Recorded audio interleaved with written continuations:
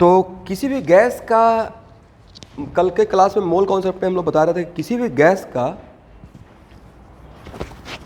अगर हम लोग को वॉल्यूम या मोल निकालना रहेगा and if condition is not STP, तो किसका हम लोग यूज़ करेंगे?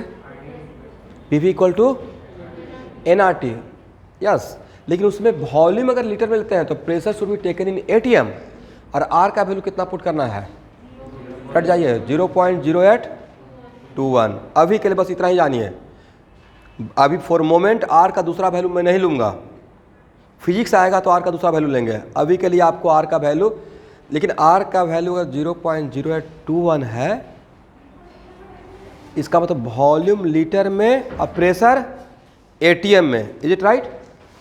अच्छा स्टूडेंट यहाँ देखिएगा, प्रेशर ठंडा लगेगा तो बोल दीजिएगा इनको। सारा ऐसे चालू कर दिए हैं, एक चालू कीजिए, एक बंद कर दीजिए, ठंडा लगा। अच्छा, प्रेशर को किस इक्विपमेंट से मेजर करते हैं? बैरोमीटर। तो बैरोमीटर में क्या बताकर वो प्रेशर इंडिकेट करता है? मैं बताता हूँ। मरकरी का हाइट, जनरली इसमें लिक्विड क्या यूज़ करते हैं? मरकरी। तो अभी के लिए 1 एटीएम, यहाँ देखिएगा, बाद में इसको गैसियस स्टेट में मैं बैरोमीटर का एक कंप्लीट एक क्लास ही लेता हूँ due to some reason, but अभी के लिए 76 सेंटीमीटर ऑफ Hg। कभी कभी किसी दुकान पे या ढाबे पे खाना खाने जाते होंगे तो बिल कहीं और पे करना रहता है और खाना मिलता कहीं और है, और 10 रुपये दीजिएगा तो उसके बदले वो प्लास्टिक का कॉइन देते हैं, राइट? तो क्या प्लास्टिक का कॉइन पैसा हो गया? इक्विवेलेंट हो गया उस दुकान के लिए, राइट? वैसे ही some times 76 centimetre of mercury equivalent to आप 1 एटीएम मानिए। क्यों और कैसे बाद में, ये तो मान सकते हैं ना मेरे ऊपर ट्रस्ट करके। अभी कहीं पे भी क्वेश्चन के लैंग्वेज में अगर मिल जाए कि pressure is 76 centimetre of mercury, इसका मतलब कितना एटीएम? और अगर ए मिल जाएगा तो, लेकिन सर सिर्फ मरकरी के लिए, दूसरे लिक्विड के लिए नहीं। 760 mm ऑफ Hg का मतलब क्या? तो सर एक ही तो बात है, इक्विवेलेंट टू 1 एटीएम। तो एग्जाम्पल के तौर पे अगर इस टाइप का क्वेश्चन सेट कर दिया जाए, यहाँ देखिए, pressure of gas is 100 mm of Hg,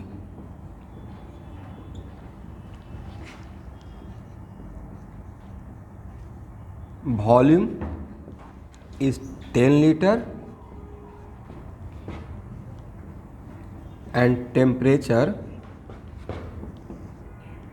is 27 degrees C. Find number of molecules of gas.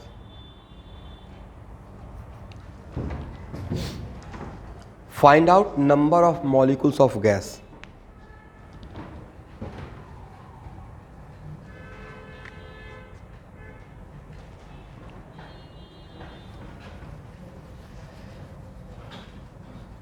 अब 1 मिनट रुकना है, ध्यान से देखिए तो क्या देकर क्या पूछ रहे हैं? वॉल्यूम देकर मॉलिक्यूल्स पूछ रहे हैं।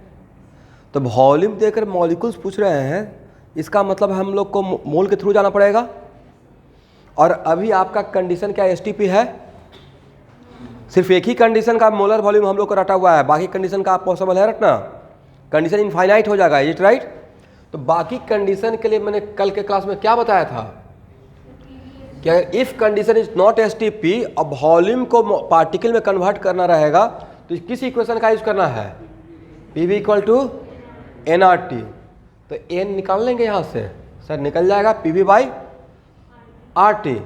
प्रेशर कितना, बट यहाँ पे प्रेशर का वैल्यू किस में पुट करना है? एटीएम में। मैंने एटीएम में दिया, मैंने तो दिया इस टर्म में कितना? 800 mm ऑफ Hg। तो क्या इस मेथड से क्या इसको आप एटीएम में कन्वर्ट कर पाएंगे? कैसे सर? इसको 760 से डिवाइड कर देंगे। कैसे? यहाँ देखिएगा, यहाँ देखते रहना है। 760 mm of S G equal to 180 m, इतना इक्वल टू इतना। भाई प्रॉब्लम क्या है? अगर कोई बोलेगा आपसे कि 20 रुपीज़ में 10 पेन मिलता है, तो 30 रुपीज़ में कितना पेन मिलेगा? नहीं निकाल पाएंगे। इसको बोलते हैं ऐकिक नियम, यूनिटरी मेथड, राइट। इतना इक्वल टू इतना होता है, तो इतना इक्वल टू कितना होगा? नहीं निकाल पाएंगे। कितना हो जाएगा? Pressure equal to 800 divide by क्या 760 कर सकते हैं? चलिए, तो यहाँ पे वैल्यू पुट करेंगे 800 बाई 760 इंटू वॉल्यूम कितना? 10। आर का वैल्यू 0.0821 और टेम्परेचर कितना? 300। ये आपने क्या निकाला? मोल। और मोल निकल गया तो क्या मॉलिक्यूल्स निकल जाएगा? कौन सा फार्मूला से? सबको बोलना है N/Na, then N equal to what? अब देखिए, एक क्वेश्चन दो जगह का क्वेश्चन है, अगर सही से समझिएगा तो मोल कॉन्सेप्ट का भी क्वेश्चन हो गया और गैसियस स्टेट का भी हो गया। गैसियस स्टेट का क्यों हो गया? क्योंकि गैस से रिलेटेड है, पीवी को टू एनआरटी यूज कर रहे हैं। बट मोल कॉन्सेप्ट का क्यों हो गया? मोल का बात कर रहे हैं, राइट। तो इस टाइप का क्वेश्चन आएगा तो बन जाएगा। तो लेकिन मैं सिखा क्या रहा हूँ? मास वॉल्यूम को पार्टिकल में कन्वर्ट करने के लिए। तो वॉल्यूम को पार्टिकल में कन्वर्ट करने के लिए सबसे बेस्ट क्या है कि पहले क्या निकाल लिया जाए? मोल। तो आपको मोल निकालने का दो फार्मूला है, एक तो मोल यहाँ से निकलेगा और एक वॉल्यूम को मोल में कन्वर्ट करने का। एक फार्मूला ए था, बट इस फार्मूला के साथ सर एक प्रॉब्लम है। ये फार्मूला बहुत अच्छा वर्क करेगा STP पे, वजह सर उसी कंडीशन का हम लोग को रटा हुआ है, बाकी कंडीशन का रटना भी नहीं है, क्योंकि कंडीशन इनफाइनाइट हो सकती है। लेकिन फिर भी जानना चाहिए। तो इस कंडीशन, इस फार्मूला का लगाने का कंडीशन ये था कि दोनों का प्रेशर और टेम्परेचर क्या रहेगा? जिस प्रेशर एंड टेम्परेचर पे टोटल वॉल्यूम, उसी प्रेशर एंड टेम्परेचर पे मोलर वॉल्यूम लेंगे। Is it right? चलिए, हो गया ना।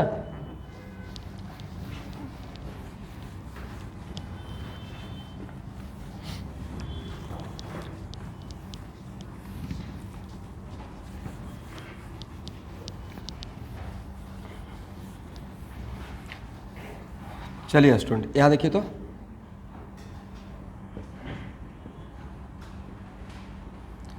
आप लोग एवोगाड्रो का लॉ क्या था? पढ़िए तो। ये आपको मूल लिखवाया था, बढ़ते मैंने सबको बोल रहा हूँ। एवोगाड्रो लॉ क्या था? मैंने क्या लिखवाया था? Avogadro law at constant pressure and temperature equal volume of any gas having same number of moles, equal volume of. तो let us, same number of moles बोले या सेम नंबर ऑफ मॉलिक्यूल्स बोले, एक ही तो बात है। अब देखिए, मान लेते हैं कल के डेट में मैं एवोगाड्रो लॉ नहीं पढ़ाता आपको, मान लीजिए डायरेक्टली यहाँ से ही काम करते हैं, PV equal to NRT, right. और अगर मैं बोलता कि क्या कांस्टेंट करना है? प्रेशर एंड टेम्परेचर को कांस्टेंट कर दिए और R पहले से ही कांस्टेंट है, तो वेरिएबल के नाम पे बचा कौन? V और N। इसका मतलब V इक्वल टू क्या लिख सकते हैं? NRT by RT by P। अरे क्वांटिटी है क्या? बोलिए। इफ P एंड T मैंने पहले मेंशन कर दिया इज कांस्टेंट, तो पूरा ब्रैकेट तो कांस्टेंट हो गया। क्या उसको V equal to K into N लिख सकते हैं? और बाई इक्वल टू अगर 2x रहता है मैथमेटिक्स में 8th क्लास में, तो क्या हम लोग बोल सकते हैं by directly proportional to x? बोलते हैं ना। वैसे ही यहाँ पे ये बोल सकते हैं V directly proportional to N। Volume ज़्यादा तो नंबर ऑफ मोल्स ज़्यादा, बट ये बात बोलने के लिए what is keeping constant? Pressure and temperature की। तो भाई यही तो एवोगाड्रो लॉ है, PV इक्वल टू NRT। इसका मतलब एवोगाड्रो लॉ में किसके बीच में रिलेशन था? एवोगाड्रो लॉ में वॉल्यूम और मोल के बीच में रिलेशन था। किसके बीच में? वॉल्यूम एंड, और कंडीशन क्या है? Pressure and temperature keeping. तो इसको वापस लेकर आएंगे कहाँ पे? गैसियस स्टेट में। समझ गए? लेकिन ये लिख लीजिए, ये मुझे रिक्वायरमेंट रहेगा। तो at P and T constant भी directly proportional to N,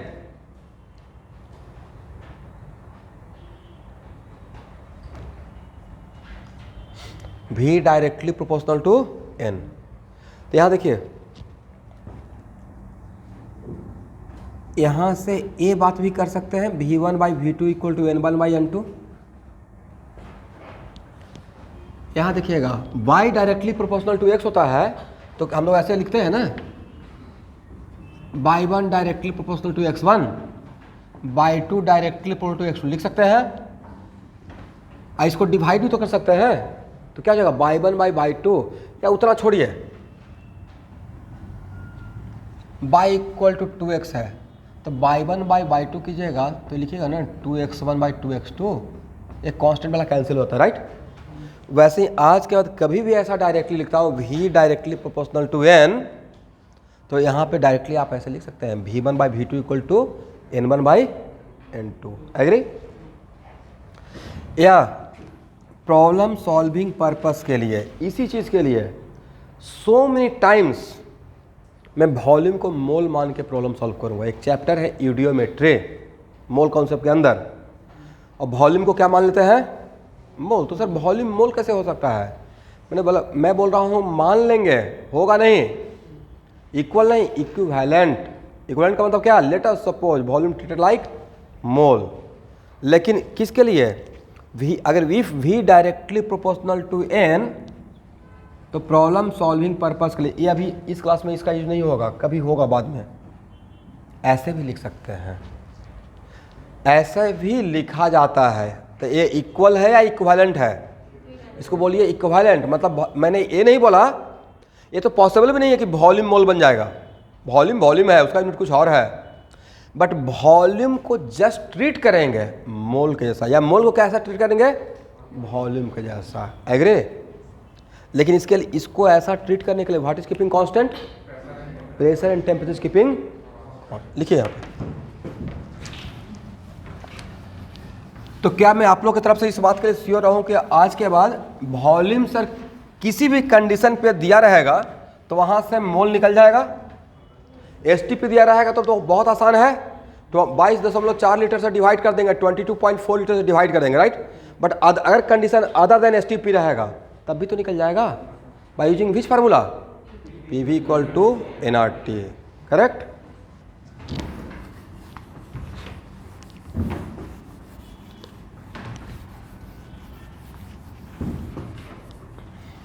okay everyone,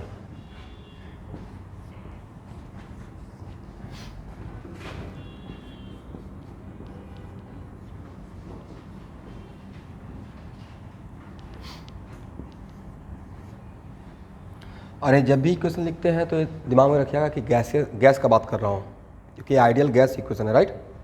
जिसका इक्वेशन रहेगा उसी को तो बात करेंगे।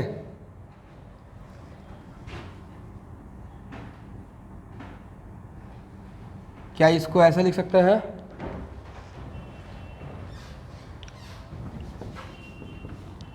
हाँ या ना? प्रॉब्लम क्या है? n equal to mass by, हाँ ना बोलते रहिएगा, ऑनलाइन में नहीं बोलते थे काम चल जाता था, या तो कम से हाँ ना बोल ही सकते हैं। n equal to mass by molar mass होता है ना। चलिए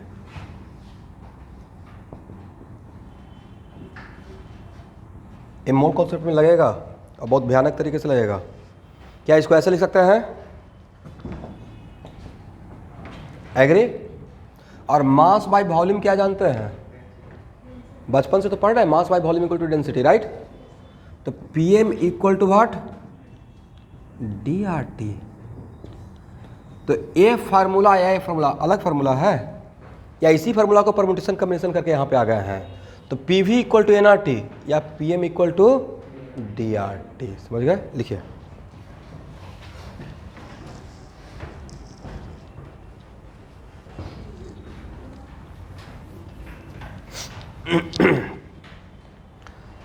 ओके एवरीवन, यहाँ से लेट अस सपोज, अब आज के बाद जैसे सो मेनी टाइम्स मैं बोलूँगा कि this gas is heavier, this gas is lighter. What is the meaning of heavier gas and lighter gas? Yes, लेकिन यहाँ पे आपके आंसर में थोड़ा सा 80% 90% करेक्ट है, 10% रॉन्ग है। पूरा बात बोलना सीखिए। आपने एक बात बहुत अच्छा बोला कि हेवियर और लाइटर किसी भी गैस का है, जैसे CO2 गैस भारी गैस है, हाइड्रोजन गैस हल्का गैस है, तो कुछ तो मायने चल रहा होगा। डेंसिटी आपने बोल दिया, बट डेंसिटी बोलते हैं साथ में कंडीशन बोलना पड़ेगा कि क्यों आप बोलना चाह रहे हैं, किस पॉइंट ऑफ व्यू से। यहाँ देखिए, तो डेंसिटी, मान लीजिए कि किसी भी गैस का प्रेशर, और ये क्या है मोलर मास, मोलिकुलर वेट, और टेम्परेचर अगर दे दें तो क्या डेंसिटी निकल जाएगा? PM इक्वल टू DRT से, तो D equal to what? PM/RT। और यहाँ से जो डेंसिटी निकलेगा उस डेंसिटी का यूनिट क्या होगा? इस इक्वेशन का सबसे खास बात ही मैं बोल रहा हूँ। What is unit of density?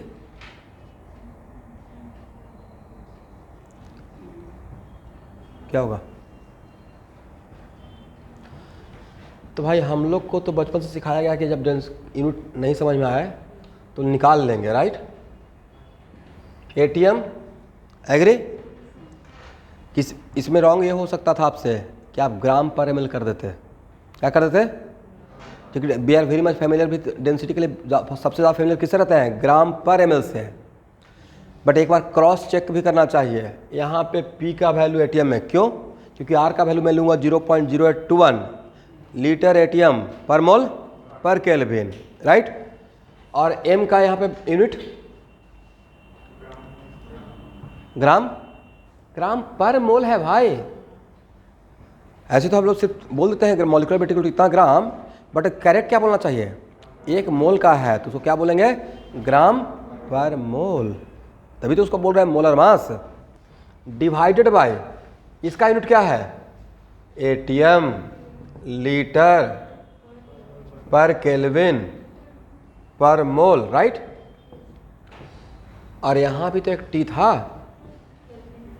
तो A और A आपस में कैंसिल, ATM और ATM आपस में, अब पर मोल ऊपर जाएगा तो पर मोल बन जाएगा, बचा क्या? ग्राम पर लीटर, राइट? इसका मतलब इसका डेंसिटी क्या रहेगा? यूनिट क्या रहेगा?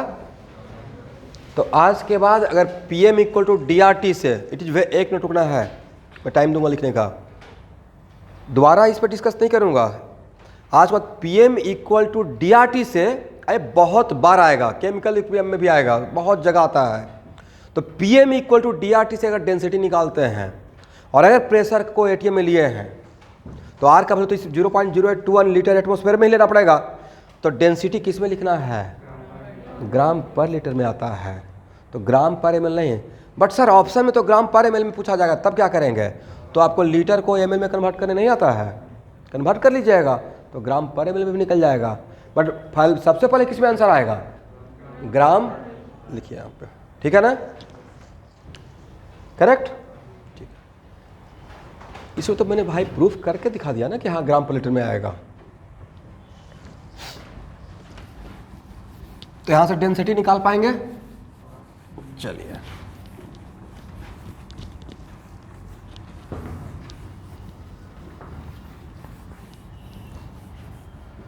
अब यहां देखिए student, PM equal to DRT if pressure and temperature is constant. ध्यान से समझिएगा, क्या कांस्टेंट है? If P and T is constant तो क्या बोल सकते हैं? M directly proportional to density. इसे कांस्टेंट कर दिया तो वेरिएबल के नाम पे 2 ही रह गया। इसका मतलब density directly proportional to molecular weight, density directly proportional to what? But what is keeping constant? Pressure and temperature keeping, yes. अब यहाँ से जिसका मॉलिक्यूलर वेट ज़्यादा उसका डेंसिटी भी क्या रहेगा? ज़्यादा रहेगा, और जिसका मॉलिक्यूलर वेट कम उसका डेंसिटी भी क्या रहेगा। लेकिन ये बात किस पे करना है, तो अगर किसी भी दो गैस को का डेंसिटी कंपेयर करना है और इस बात के लिए कंपेयर करना कि which one is lighter and which one is heavier, then what is keeping constant, pressure. तो एटमॉस्फेयर में जहाँ पे हम लोग हैं, यहाँ पे ही मान लेते हैं इस रूम में बहुत सारे डिफरेंट टाइप का गैस है, एयर है तो मिक्सचर ऑफ गैसेज हो गया। यहाँ पे CO2 भी रहेगा, ऑक्सीजन भी रहेगा, नाइट्रोजन भी रहेगा, सम अमाउंट में हाइड्रोजन भी रहेगा।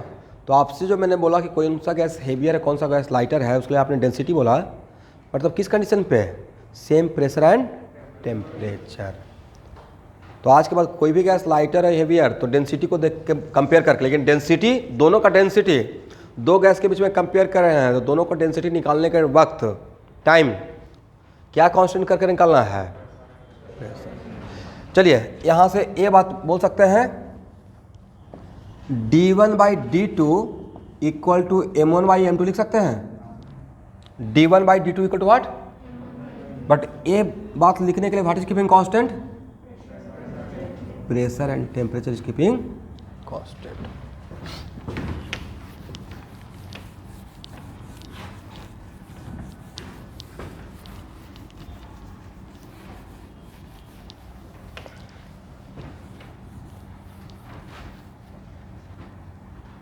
यहां देखिएगा,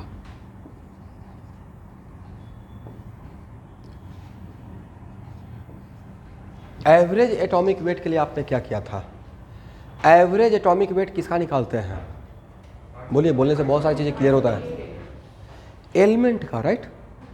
एवरेज एटॉमिक वेट किसका निकालते हैं, एलिमेंट का।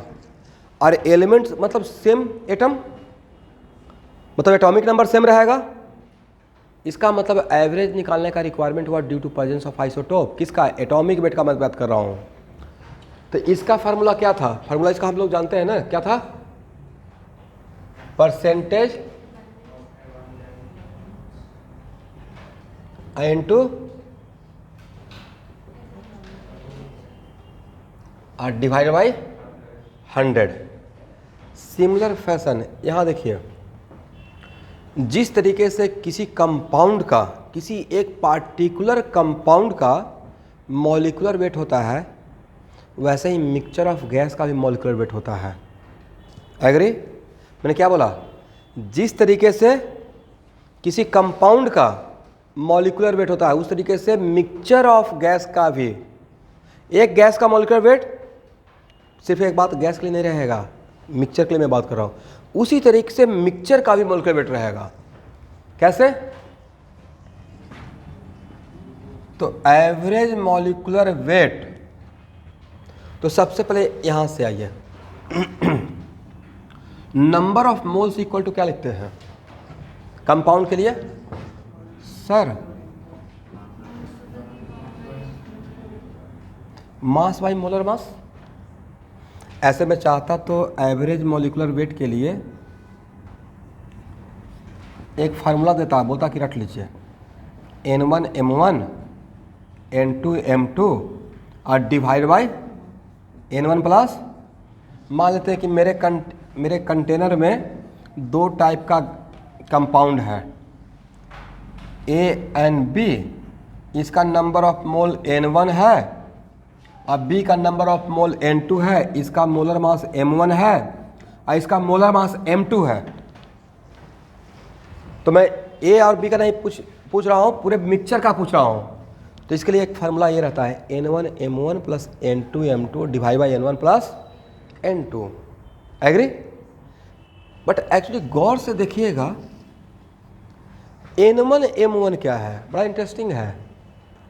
N1 into M1 equal to what, बोलिए भाई मास ऑफ ए, प्रॉब्लम क्या है, थोड़ा तो रिप्लाई कर सकते हैं, रिप्लाई करने का टाइम पे मास को हटा सकते हैं।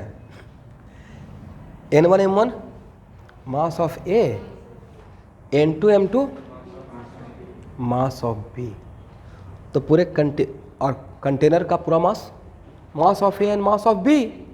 इसका मतलब भाई ये था मास ऑफ द मिक्सचर, ये क्या था, मास ऑफ द मिक्सचर, और ये क्या है, total mole of the mixture, right. इसका मतलब है कि जैसे मैं डायरेक्टली आप कोई भी चीज़, मैं मैक्सिमम कोशिश करूँगा कि चीज़ों को डिराइव करके दिखा दें, अदरवाइज कितना रट्टा मारते रहिएगा कि नहीं सर ने बोला है तो रट लेते हैं। समझ के रटिएगा, ज़्यादा याद रहेगा। तो समझते हुए अगर हर चीज़ों को समझा जाए तो ये एक्चुअल में क्या था, mass of the mixture, right, mass of the mixture are divided by total number of moles.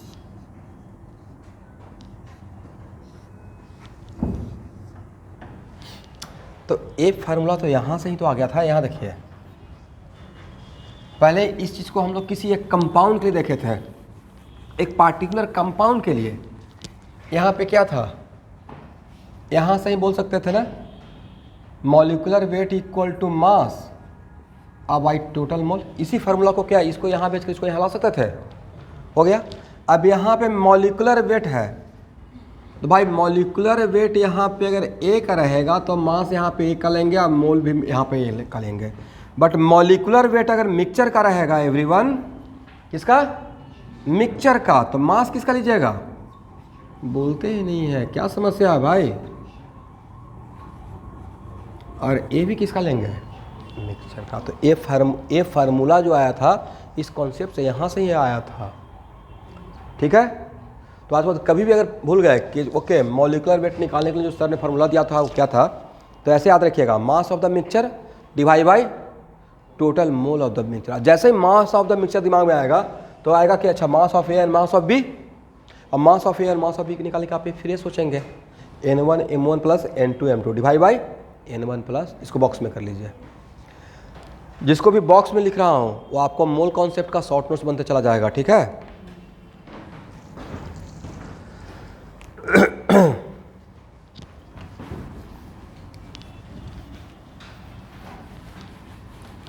तो कहीं पे भी अगर इसका मुझे रिक्वायरमेंट होगा, बहुत जगह रिक्वायरमेंट होगा, बहुत जगह मतलब बहुत जगह, colligative property of solution, chemical equilibrium, gaseous state, बहुत जगह इसका, और वहाँ पे हर जगह पे मैं इसका यूज़ करूँगा।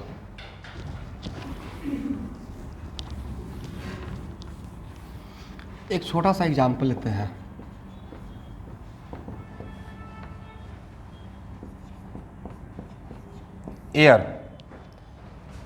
एयर में नाइट्रोजन का कितना परसेंटेज है बता सकते हैं? हम लोग को बचपन से रटवाया जाता है, कितना परसेंटेज है? वेरी गुड, आप लोग भी रटे हुए हैं। और ऑक्सीजन का कितना परसेंटेज? 21%। और बाकी 1% में कौन है? बाकी ठीक है, मान लेते हैं, लेट अस सपोज, हालांकि सिर्फ CO2 नहीं है, उसमें बहुत सारा गैस 1% में है। अब ये नहीं सोचना है सर ये 1% कितना कम है, अब ये भी तो देख लीजिए कि वॉल्यूम कितना है। वॉल्यूम कुछ इमेजिन कर पाते हैं अर्थ का, जहाँ पे गैस रहता है?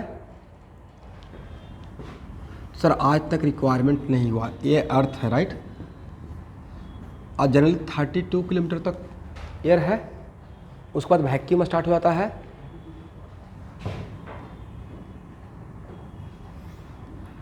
ये है गैस का घर अर्थ के चारों तरफ, राइट। अब खुदा ना खास्ता किसी दिन अगर अर्थ अपना ग्रेविटेशनल फोर्स लगाना छोड़ दिया, गैस रहेगा? उड़ जाएगा सब। फोर्स ऑफ अट्रैक्शन से मॉलिक्यूल को बांध के रखा है, राइट। बड़ा इंटरेस्टिंग है चीज़, कितना है, हम लोग के पास कोई पावर नहीं है। उतना छोड़िए, अभी मैं नाइट्रोजन पढ़ा रहा हूँ क्लास 12th में पी ब्लॉक में, नाइट्रोजन 78% है, बट इनर्ट गैस के बाद सबसे ज़्यादा इनएक्टिव वही है।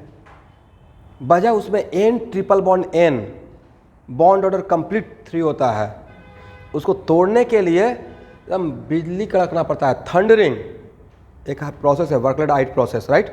3000 डिग्री पे जाके वो ब्रेक होता है। तो सर ये तो इनएक्टिव है, बहुत ख़राब बात है भाई। उसका इनएक्टिव होना हम लोग के लिए वरदान है। जिस दिन एक्टिव हो गया सारे ऑक्सीजन को खा जाएगा और हम लोग शिफ्ट कर जाएंगे ऊपर। बिना ऑक्सीजन का रहिएगा आप? 2-5 मिनट भी रह पाइएगा क्या? दोनों तो बहुत दूर के बाद, 5 मिनट बहुत बड़ा टाइम होता है। बिना ऑक्सीजन का, बिना सांस लिए हुए 5 मिनट, इज इट पॉसिबल? देख रहे थे कोरोना के टाइम पे 2 साल में ऑक्सीजन का सिलेंडर लेकर लोग घूमते रहते थे, राइट?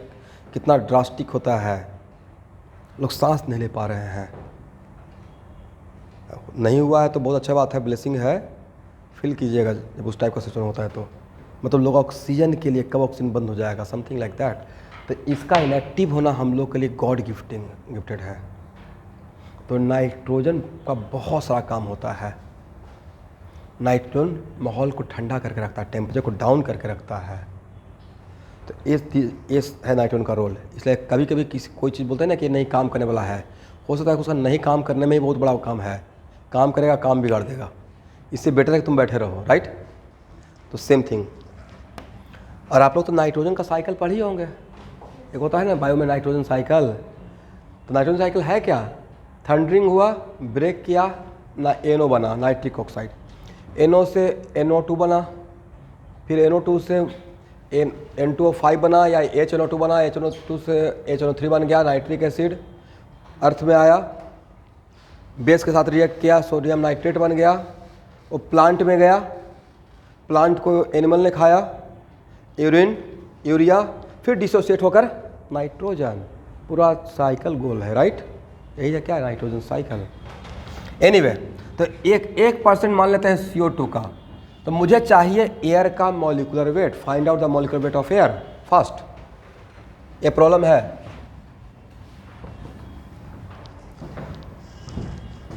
अब इसमें सबसे ज़्यादा कन्फ्यूजन मुझे इस बात का हुआ था कि हम लोग बोलते तो रहते हैं 78%, बट वो 78% वॉल्यूम का के अकॉर्डिंग था या मोल के अकॉर्डिंग? ये परसेंटेज तो पता है ना, but this percentage according to what?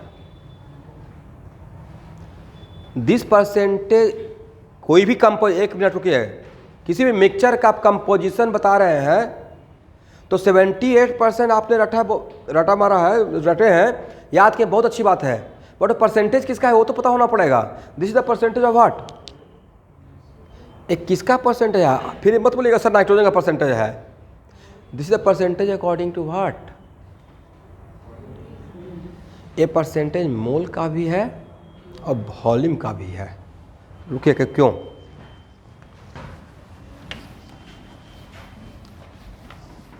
ये भी इंटरेस्टिंग है, याद रखिए।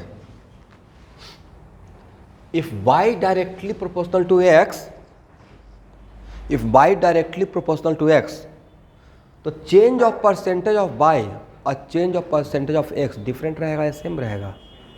सेम रहेगा, पक्का ना? क्योंकि आप सर y2 माइनस y1 और डिवाइडेड बाई y1 अगर कीजिएगा तो यहाँ भी क्या लिखना पड़ेगा? x2 माइनस x1 और डिवाइड बाई x1, इंटू 100 की जगह यहाँ पे भी इंटू 100 करना पड़ेगा, इक्वली तो हो जाएगा। कैसे sir? y2 by y1 equal to लिखेंगे ना x2 बाई x1, यहाँ पे -1 कर देंगे, यहाँ पे क्या कर देंगे? -1। बात तो एक ही है। और उसके बाद 100 से दोनों तरफ मल्टीप्लाई कर देंगे, तो जहाँ पे डायरेक्टली प्रोपोर्शनल रहेगा तो दोनों का परसेंटेज सेम हो जाएगा। डायरेक्टली प्रोपोर्शनल के पावर 1 बोल रहे हैं, स्क्वायर रहेगा तो नहीं बोल रहे हैं, क्या रहे? पावर 1 है, ठीक है?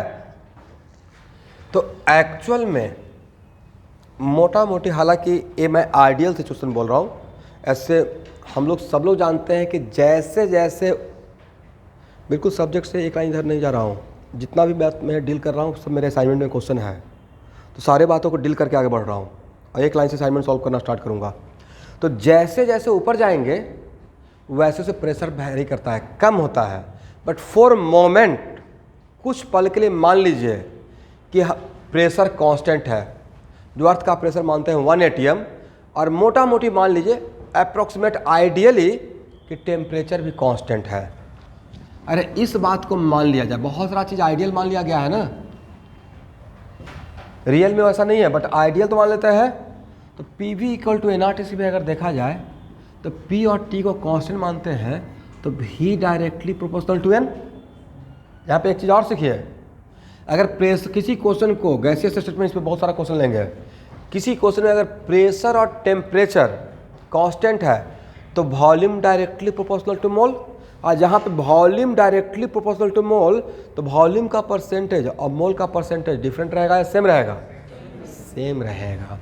दिस इज द वजह हम लोग यहाँ पे जो एयर का कंपोजिशन दिया हुआ है, मान लेते हैं कि इस रूम का ही एयर ले लेते हैं, राइट? तो इस रूम का यहाँ कहीं का भी सैंपल ले सकते हैं ना एयर का। ऐसा थोड़ा है कि सैंपल लेने के लिए अंटार्कटिका चले जाएंगे, जहाँ पे वहाँ का ही सैंपल का बात करेंगे। आप न्यूज़ में देखते होंगे हर जगह के एयर का पॉल्यूशन हर सिटी का अलग अलग दिखाया जाता है। थोड़ा गुवाहाटी वाला दिखा देंगे, दिल्ली में गुवाहाटी नीट एंड क्लीन है, वहाँ देखिएगा तो वहाँ इतना डस्ट है, राइट? सिंपल सी बात है। तो सब जगह का अलग अलग है। वैसे ही जहाँ का एयर का बात कर रहे हैं वहाँ का है। तो मान लेते हैं कि हम लोग यहाँ पे हैं, इस रूम का ही एयर का सैंपल लिए हुए हैं चेक करने के लिए। तो सपोज कीजिए कि यहाँ पे नाइट्रोजन, ऑक्सीजन और CO2 है, राइट?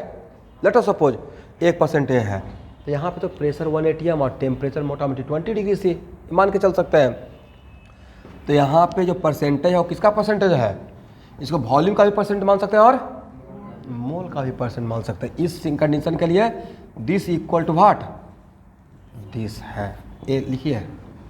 और प्रेशर यहाँ पे लिख लिखा है, if pressure and temperature constant, तो किसी भी गैस का परसेंटेज ऑफ वॉल्यूम और परसेंटेज ऑफ मोल डिफरेंट होगा या सेम होगा?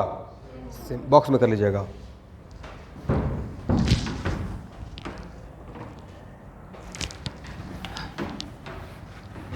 हम लोग क्या करते हैं ना, मैं बताता हूँ, बच्चे का मेंटलिटी क्या रहता है कि बड़ा बड़ा प्रॉब्लम के पीछे भागते रहते हैं और बहुत छोटा छोटा बात को छोड़ते रहते हैं, और जो छोटा छोटा पॉइंट है वही इसके लिए मेन कॉन्सेप्ट है। तो अब तो इसका निकाल पाएंगे एवरीवन? कितना होगा जरा बताइए तो कैलकुलेट करके। Molecular weight of the mixture equal to what? यही तो सिखाए थे, M1N1 plus what? N1M1 plus N2M2 plus N3M3 और डिवाइड बाई। तो परसेंटेज में काम कर रहे हैं, मतलब 100 मोल लिए हुए हैं। परसेंटेज का मतलब कितना में काम करना? 100 में काम करना। इसका मतलब है कि अगर एयर का 100 मोल लिए हुए हैं, it is very very important to note that, अगर एयर का 100 मोल लिए हो तो उसमें 78 नाइट्रोजन का मोल है, 21 ऑक्सीजन का है और 1 मोल CO2 का है। तो कितना हो जाएगा? कैलकुलेशन कर पाएंगे?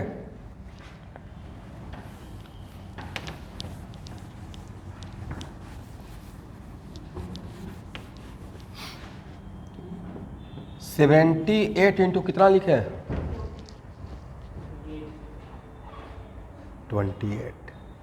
एयर में नाइट्रोजन मॉलिक्यूल के फॉर्म में रहता है, जिस फॉर्म में रहेगा वही चीज़ लिखना है। ये एक्चुअली कॉमन मिस्टेक है। नाइट्रोजन बोलने का मतलब वो लोग सोचते हैं क्या atomic form, but atomic form नहीं है। एटॉमिक फॉर्म में रहने का मतलब हाईली रिएक्टिव हो जाएगा, राइट? तो जो एयर में जो नेचुरल फॉर्म में है, तो नाइट्रोजन, ऑक्सीजन, ये सब डाई एटॉमिक फॉर्म में रहेगा, मॉलिक्यूल के फॉर्म में रहेगा, राइट? दैट्स वाई एज, देखिए ऐसे सोचिए, N178 क्या लिए हैं सर? मोल लिए, राइट? किसका मोल लिए? नाइट्रोजन का। नाइट्रोजन का क्या? एटम का या मॉलिक्यूल्स का? मॉलिक्यूल्स का। तब यहाँ पे लिखेंगे क्या? Molecular weight, right? 28 21 into oxygen के लिए क्या लिखे? 16 या 32? 32, राइट? 32 समझ में आ गया भार्गव? क्या है 32? मॉलिक्यूलर वेट अब प्लस 1 इंटू 44 और डिवाइड बाई 100। कैलकुलेट करके बताइए तो कितना होता है?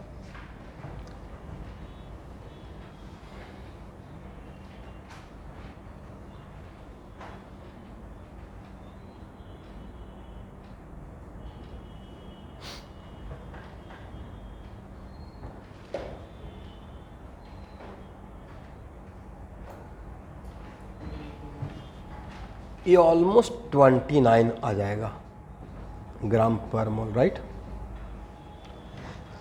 इसका मतलब, अरे ये ऑलमोस्ट बहुत सटीक वैल्यू है। तो एयर का असाइनमेंट में कहीं पे भी मॉलिक्यूलर वेट दिया रहेगा एयर का, तो घबराना नहीं है। मिक्सचर का भी होता है। एयर क्या है? मिक्सचर ऑफ गैसेस है, तो मिक्सचर का भी मॉलिक्यूलर वेट हो सकता है। 29 ग्राम पर मोल। मोलर मास निकाले हैं ना? क्या निकाले हैं? एयर का molar mass.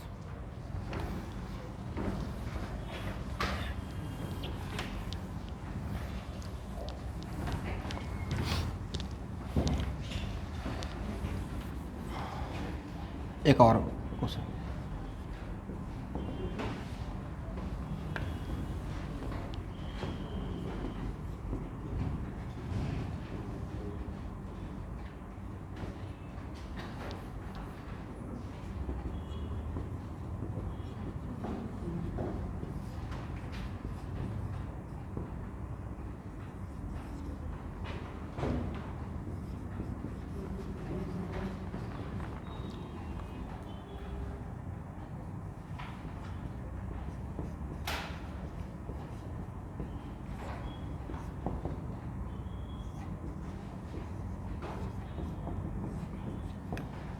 What is the meaning of ozonised oxygen?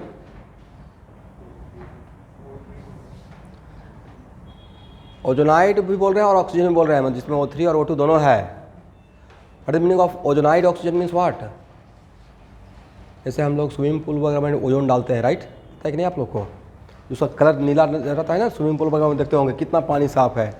भाई वो साफ नहीं है, उसमें ब्लीचिंग पाउडर भी डाला जाता है, बट उसमें ओजोन भी डालते हैं। उसमें एक क्वेश्चन पूछा हुआ है, मतलब जो भी क्लास में बोलूँगा कहीं ना कहीं कुछ आया हुआ क्वेश्चन है, तो उसका दो रीज़न था कि वो बैक्टीरिया को किल भी करता है, ऑक्सीडाइजिंग प्रॉपर्टी भी है, जैसे ब्लीचिंग पाउडर डालते हैं।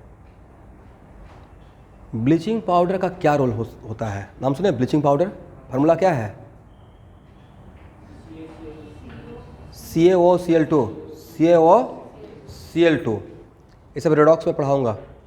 तो एक्चुअल में वो ब्लीच करता है, एक काम तो है ब्लीच करना। देखते हैं वाशर मैंने धोई के यहाँ कपड़ा डालिए, कलरफुल कपड़ा दे दिए तो 5-6 बार के बाद डिस्कलर हो जाएगा, मतलब वो ऑक्सीडेशन के थ्रू कलर को डिस्कलर हो गया, ब्लीच हो गया। तो दो चीज़ होता है। तो एक्चुअल में ओजोनाइड ऑक्सीजन का भी हम लोग कहीं कहीं पे यूज करते हैं। तो ओजोनाइड ऑक्सीजन का मतलब mixture of O3 and O2। आज के बाद ओजोनाइड ऑक्सीजन कहीं पे आएगा, इसका मतलब मिक्सचर ऑफ। अगर ओजोन ही बोलना रहता तो ओजोनाइड क्यों बोलते रहते हैं, सिर्फ ओजोन बोलते। तो molecular weight of ozonised oxygen कितना है? 35। Then find the percentage of O2 and निकालिए, निकल गया।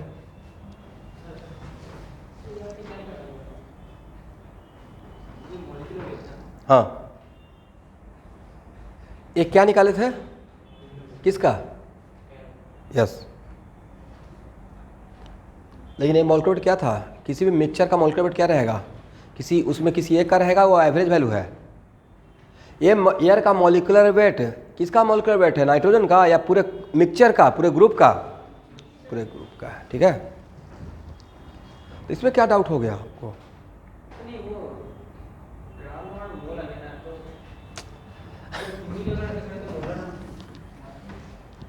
एक मिनट, मोलर मास का मतलब क्या होता है? बोलिए सर, 1 मोल का मास। जैसे मेरे हाथ में सपोज कीजिए कि 1 मैंगो है, एग्री? आप पूछे कितना दाम है था सर? 10 रुपया। एक तो ये बोल दिया, फिर मन के थोड़ा बढ़िया से बोलते हैं 10 रुपीज़ पर मैंगो। दोनों बात में कोई डिफरेंस? क्या डिफरेंस था? तो 1 मोल का मॉलिक्यूलर वेट का सही में यूनिट क्या होना चाहिए? एवरीवन, यूनिट ग्राम या ग्राम पर मोल होना चाहिए। 1 मोल का बता रहे हैं ना वैल्यू, तो इसलिए मैंने थोड़ा बढ़िया से लिख दिया, 29 ग्राम पर मोल लिख दिया। बट द प्रॉब्लम, बोलना है भाई, मुझे देखना नहीं है। इसमें कोई प्रॉब्लम है आपको? 29 ग्राम लिख दिए अब पर मोल में। जहां पे डाउट हो रहा है वो पूछिए, मैं प्रूफ कर दूंगा कि क्यों लिखा, क्यों लिखे। यहां पे यूनिट कहां से आ गया? यूनिट से प्रॉब्लम है तो यूनिट कहां से आया? वो प्रॉब्लम हुआ होगा। यूनिट कहां से आया मैं बता रहा हूं। यहां पे आपने क्या लिखा सर? ये था मोल, ये क्या है? मोल है ना। यहां भी मोल है, यहां भी मोल है, और यहां भी मोल है। मोल और मोल कैंसिल हो गया, बचा क्या? Molecular weight. मॉलिक्यूलर वेट का बचा सिर्फ मॉलिक्यूलर वेट का unit. What is the unit of molecular weight? Gram तो है, बट एक्चुअल में वो ग्राम पर मोल है। ग्राम सही है या ग्राम पर मोल बोलना चाहिए? सही से सही से देखा जाए तो मॉलिक्यूलर वेट, इसका नाम ही बोला गया था gram molecular mass. Gram molecular mass is the mass of 1 mole, right? It is molar mass. तो इसको हम लोग बोल सकते हैं मास ग्राम पर मोल, 1 मोल का मास, राइट? दैट्स वाई उसको ऐसे लिख दिया हूँ। बट आपको अगर ग्राम ही लिखना, सिर्फ मोल नहीं लिखने का मन कर रहा आज के क्लास में, तो हटा सकते हैं, लिख सकते हैं भाई। मतलब आप उस भी पे स्टिक कर गए हैं, बट ये तो कोई भी बोल सकता है कि 1 मोल का मास है। एग्री? एक क्वेश्चन बन गया। ये तो आसान है, बन जाना चाहिए। कैसे बना है? नहीं बना है आंसर, मैं अपने मन से दे दिया इस क्वेश्चन को, अब बड़ा स्मार्टली दिया। बोली क्यों? क्वेश्चन अगर कोई क्लास में सेट कर रहा है तो क्वेश्चन सेट करने भी आना चाहिए। O3 का मॉलिक्यूलर वेट है, यहाँ देखिए 48, और O2 का 32। तो इसका एवरेज नहीं लगता जब भी रहेगा इसके बीच में रहेगा, इससे कम या इसके ऊपर जाएगा? नहीं जाएगा। तो मैं अगर मैं क्वेश्चन सेट कर रहा हूँ तो मेरे mind, back of the mind चल रहा था कि 30 नहीं लिखना है, 50 नहीं लिखना है। अगर ऐसा काम करेंगे तो आंसर नेगेटिव में आ जाएगा, परसेंटेज, ठीक है? इसलिए मैंने जो भी वैल्यू लिया इसके बीच में, मतलब अगर क्वेश्चन फ्रेम कर रहे हैं तो क्वेश्चन सब लोग नहीं फ्रेम करेगा। क्वेश्चन फ्रेम करने के टाइम पे भी आपके माइंड में ऑल ऑफ सडन काम करना चाहिए कि आप कैसा क्या पूछना चाह रहे हैं। तो यहाँ पे क्वेश्चन क्या है? परसेंटेज पूछ रहा हूँ। मान तो सकते हैं ना, बचपन में हमने इस क्वेश्चन बनाया है। Let percentage of O2 equal to X, मान लिए। तो परसेंटेज ऑफ O3 कितना बोलिएगा? यस। मैक्सिमम कोशिश हम लोग कराना चाहिए कम से कम वेरिएबल आए, क्योंकि वेरिएबल जितना ज़्यादा रहेगा उतना ही क्वेश्चन डेवलप करना पड़ेगा। अब यहाँ तक आ गए। अब क्या 35 इक्वल टू क्या लिख सकते हैं? 32 इंटू एक्स और प्लस 48 इंटू 100 माइनस एक्स और डिवाइड बाई 100। एग्री है? क्या यहाँ से एक्स का वैल्यू नहीं निकल जाएगा? निकालिए। समझ में आया? ठीक है ना? तो सर एक तो कुछ उसी टाइप का क्वेश्चन लग रहा है, एवरेज एटॉमिक वेट जैसा, राइट?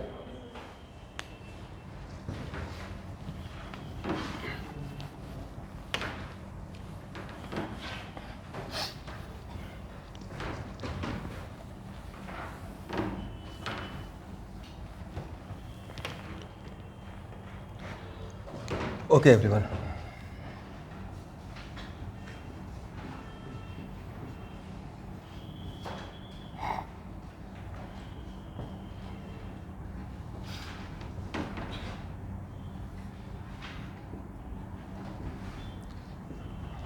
डेंसिटी। डेंसिटी का मतलब कितने टाइप का आप डेंसिटी जानते हैं? सर एक तो डेंसिटी जानते हैं मास बाय वॉल्यूम, जो अभी तक पढ़ते आ रहे हैं, राइट? ये जानते हैं। तो एक्चुअल में दिस इज एब्सोल्यूट डेंसिटी, जो एक्चुअल डेंसिटी का मतलब है। और एक डेंसिटी होता है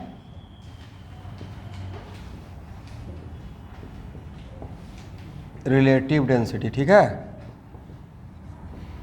वन ऑफ द डेंसिटी क्या रहा? मास बाय वॉल्यूम, जो एक्चुअल डेंसिटी का मीनिंग है। और दूसरा डेंसिटी क्या है? Relative density, right? और पूरे फिजिकल केमिस्ट्री में बहुत जगह आएगा, दोबारा नहीं पढ़ाऊंगा। यदि किसी के माइंड में बैक ऑफ द माइंड ये चलता है कि चलो छोड़ देते हैं तो जानते हैं, तो मैं आपको एश्योर करता हूँ कि आप इसके बारे में नहीं जानते हैं। आपको डाउन नहीं दे रहा हूँ, बट फैक्ट है कि नहीं जानते हैं। और जहाँ भी मोलरिटी, नॉर्मलिटी, परसेंटेज सब कुछ बताएंगे, तो कहीं भी इलेक्ट्रोकेमिस्ट्री पढ़ाते रहूँगा या qualitative property of solution. Suppose कीजिए, यहाँ देखिए मोल कॉन्सेप्ट में आप ऐसा तो टर्म सुने होंगे ना, percentage weight by wait, percentage weight by volume. 40% weight by volume space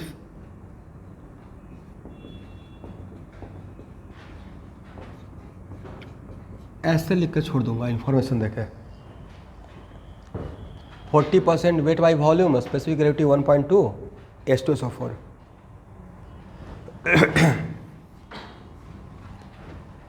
ये कहाँ पे है?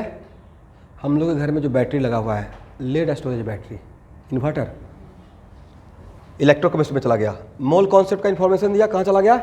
इलेक्ट्रोकेमिस्ट्री। इसका मतलब मैं आपको एक डेमो दे रहा हूँ कि यहाँ जो आप सीख रहे हैं वो क्लास 12th में काम में आएगा। 11th गायब, मतलब 12th बिल्कुल गायब। इसलिए अगर जितना जल्दी हो सके मेहनत करके अपने आप को संभालिए, एकदम राइट टाइम है, क्योंकि सारा कुछ यहाँ का फाउंडेशन से ही आप क्लास 12th में सही चीज़ से चीज़ों को पकड़ पाइएगा। ये तो इतना आसान नहीं है। 9-10 का साइंस नहीं है, ये बिल्कुल इंटायरली डिफरेंट वर्ल्ड में आ चुके हैं। मैं गलत बोल रहा हूँ? 10th और 11th के बीच में बहुत बड़ा जंप होता है, राइट? नहीं, 10th में हम लोग फिजिक्स समझते थोड़े हैं, रटते हैं। ऊपर जा रहा है तो -G, नीचे रहा तो +G, राइट? पता ही नहीं चल रहा +G या -G क्यों कर रहे हैं। तो सेम फॉर मी, मतलब मेरा भी यही था। और हम लोग का देखिए, हम लोग का दो चीज़ बहुत, एक ही चीज़ बहुत अच्छा था, मतलब स्टेट बोर्ड वाला का, मैं बिहार बोर्ड से हूँ, तो बिहार बोर्ड का मतलब ये होता है मैथ बहुत ज़बरदस्त होता है, बहुत अल्टीमेट। मतलब 10th क्लास आते आते 11th का मैथ ख़त्म कर लिया था, एडवांस मैथ लिया था, वो बहुत फ़ायदा हुआ। IIT के प्रोफेसर हैं। और आज के बच्चों को, CBSE के बच्चों को मैं बोलता हूँ 10th क्लास में जाते हैं कि आप 9th में एडवांस पढ़ा कीजिए, इवन इफ़ के सिलेबस में नहीं है, नॉलेज तो एक्स्ट्रा होगा। और उनको पता ही नहीं कि कितना ज़्यादा कॉन्फिडेंस 11th में आते ही मिल जाएगा। साइन A+ भी वहाँ सीखते हैं, वो 10th में ही सीख लेते हैं। तो एक्चुअल में हुआ क्या कि किसी न किसी वजह से बच्चों को इजी फील कराने के लिए उनका बेस को ही वीक कर दिया गया। गड़बड़ बात हो गया। इसलिए यहाँ पे I am very much thankful कि हाँ, उस तरीके से 90% टाइम तो मैथ में मैं दे दिया था 9th और 10th में। और अभी के टाइम पे आप 10th का बोर्ड इस बार तो खैर दिए ही नहीं, देते भी तो सिर्फ 10th का सिलेबस आता, और 10th में भी रिड्यूस सिलेबस, 10th में भी रिड्यूस सिलेबस था, राइट? आपको पता है कि आज से 18 साल 20 साल पहले 10th जो बोर्ड होता था, मैट्रिक बोर्ड, उसमें 9th और 10th दोनों आता था, पता है कि नहीं? और 12th जो बोर्ड होता था उसमें 11th और 12th दोनों आता था, राइट? दोनों, वो बढ़िया था। बच्चे को जितना लेजी कर दीजिएगा उतना ही लेजी हो जाएगा। दोनों रहता तो कम से कम दोनों पढ़ते रहता। और जो भाई IIT तैयारी कर रहा था उसको क्या 11-12 सिलेबस पकड़ नहीं रहेगा?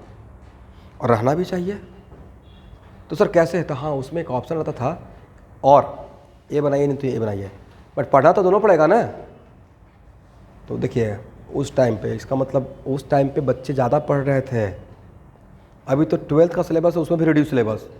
मैं तो सोचता हूँ 12th का फिजिकल केमिस्ट्री कुछ है ही नहीं, 4 कुछ चैप्टर है, right? Chemical kinetics, electrochemistry, solid state और colligative property of solution. 11th में ज़्यादा है, 12th में बहुत कम सिलेबस है फिजिकल केमिस्ट्री का।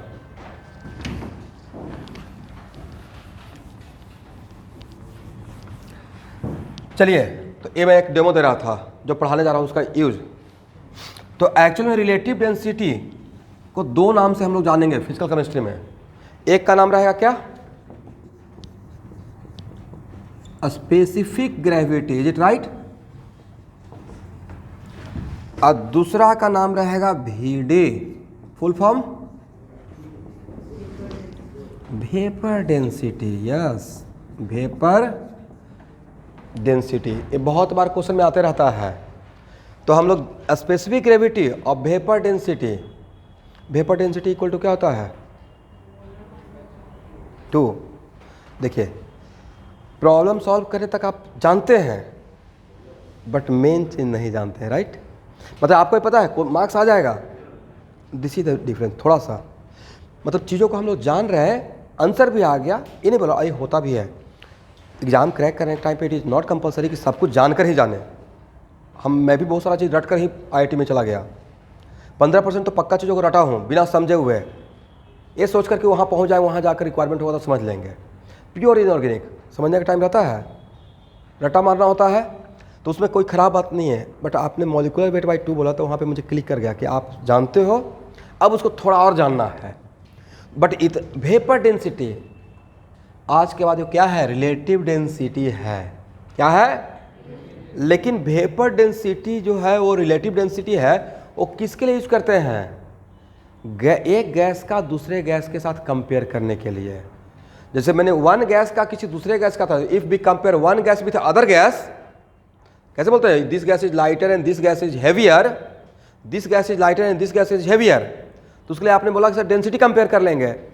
तो comparison of density of one gas with respect to other gas, इसी को कंपेरिजन को ही क्या बोलते हैं? Relative comparison, right. For example Y by X equal to 2 बोले, इसका मतलब Y is 2 times greater than X, that is relative value ना 2। ये 2 क्या है? बाई का रिलेटिव वैल्यू है with respect to, is it the value of Y? No, it is not the value of Y, it is the relative value of Y with respect to X. ऊपर वाले के नीचे वाला के respect में ऊपर वाला को वैल्यू बताते हैं रेशियो लेने के बाद, राइट। तो actually vapour density relative density है of one gas with respect to एक गैस के लिए सिर्फ यूज करेंगे, not for solid and liquid. ठीक है, एक बार यहाँ लिख दो। Vapour density is the relative density, vapour density is the relative density of one gas with respect to other gas. Vapor density is the relative density of one gas with respect to other gas, comma, vapor density only used for the gaseous substance, not for solid and liquid.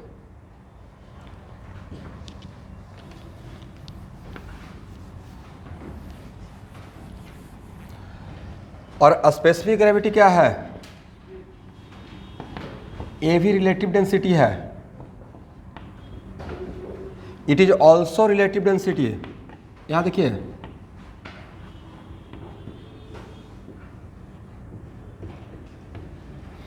It is also relative density किसका? Of liquid और solid. आज के बाद specific liquid या solid का relative density बताना है तो उसके लिए जो टर्म यूज करते हैं वो कौन, उस टर्म का नाम क्या है? Specific gravity, right. लेकिन इसके लिए स्पेसिफिक ग्रेविटी बताने के लिए, कंपेयर करने के लिए एक हम लोग रेफरेंस रेडी किए हैं, खासकर लिक्विड और सॉलिड का specific gravity with respect to density of water at 4 degree से। कितना डिग्री से? 4 डिग्री से। इसका होता है स्पेसिफिक ग्रेविटी में का किसी का भी अगर स्पेसिफिक ग्रेविटी बताया हुआ है, इसका मतलब किसके रेस्पेक्ट में कंपेयर करके बताया हुआ है? किसी लिक्विड का अगर स्पेसिफिक ग्रेविटी बताया हुआ है तो किसके रेस्पेक्ट में है? वाटर के डेंसिटी के रेस्पेक्ट में है, राइट।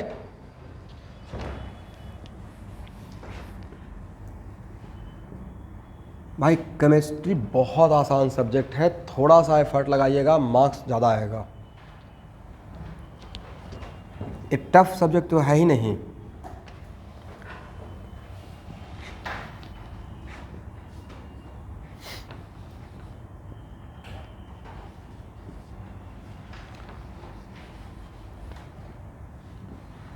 जैसे अभी इसमें से कुछ 1-2 बच्चे 11th का है जो मेकअप क्लास कर रहे हैं, इनका छूट गया है मूल कॉन्सेप्ट। इनको लगता है कि शायद हम ही लोग को टफ लग रहा है।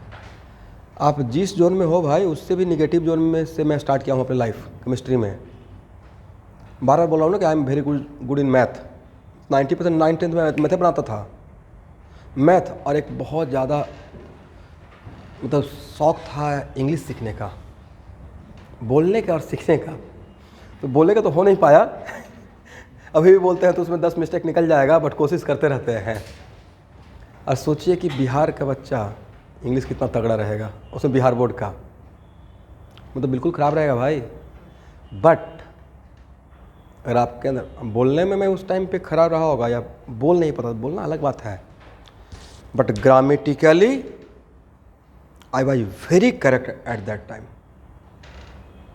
क्योंकि मैं 7th क्लास से ग्रामर पढ़ना स्टार्ट किया था।